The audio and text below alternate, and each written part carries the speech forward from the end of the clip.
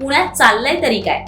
गुंडांच्या जीवावर नेत्यांचं राजकारण, मोहोळ आणि चंद्रकांत पाटलांच्या वादात मारणेचा बळी, मकोका लावलेल्या गुंडांना बाहेर काढतंय तरी कोण?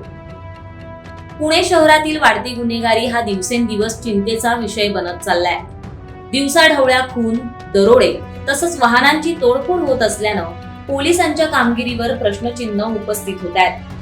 वाढत्या गुन्हेगारीला रोखण्यास पोलीस प्रशासनही हतबल झाल्याचं दिसून येत आहे. पण या सर्वांच्या मागे नेत्यांचाच हात असल्याचा आरोप काँग्रेस नेते आणि माजी आमदार रवींद्र धंगेकर यांनी केलाय. काही नेतेच गुंडांना अभय देत असल्यानं पुण्यातील गुन्हेगारी मागच्या काही वर्षांत वाढली असल्याचं धंगेकर यांनी म्हटलंय. तसंच काही नेतेच गुंड आहेत असा घणाघातही धंगेकर यांनी केलाय.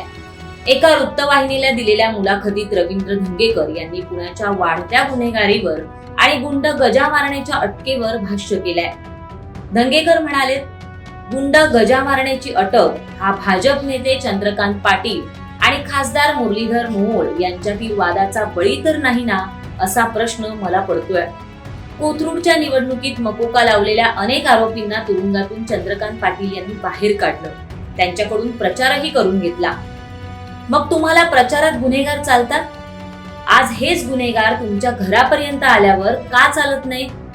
राष्ट्रवादी काँग्रेसचे शहराध्यक्ष दीपक मानकर यांच्यावर सुद्धा मकोका होता, पण निवडणुकीत मानकर हे तुरुंगातून बाहेर आले. मानकर कसे सुटले? तुरुंगातून बाहेर आल्यावर दुसऱ्या दिवशी मानकर प्रचार करत होते. म्हणजे तुरुंगात सुद्धा तुम्हीच टाकता आणि सोडवता सुद्धा तुम्हीच. खरं तर मकोकातून आरोपींना बाहेर काढणाऱ्या नेत्यांना तुरुंगात टाकलं पाहिजे. खरे गुन्हेगार हे नेतेच आहेत.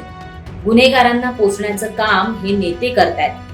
बीडमध्ये जे झालं तेच पुण्यात चालू आहे. पुण्यातही 100 वाल्मिक कराड आहेत असा संताप धंगेकर यांनी व्यक्त केलाय. पुण्यात काही दिवसांपूर्वीच केंद्रीय राज्यमंत्री मुरलीधर मोहोळ यांच्या कार्यकर्त्याला मारहाण झाली. ही मारहाण गुंड गजा मारण्याचा भाचा बाबू पवार आणि त्याच्या टोळीनं केली. या घटनेनंतरच मुरलीधर मोहोळ यांनी पोलीस आयुक्तांची भेट घेतली आणि टोळीवर कारवाई करण्याचे आदेश दिले.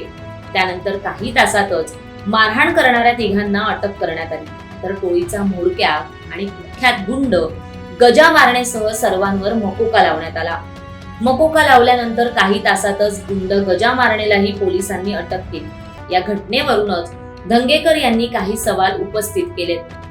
धंगेकर म्हणाले, पुण्यातील गुन्हेगारी ही आजच वाढलेली नाहीये.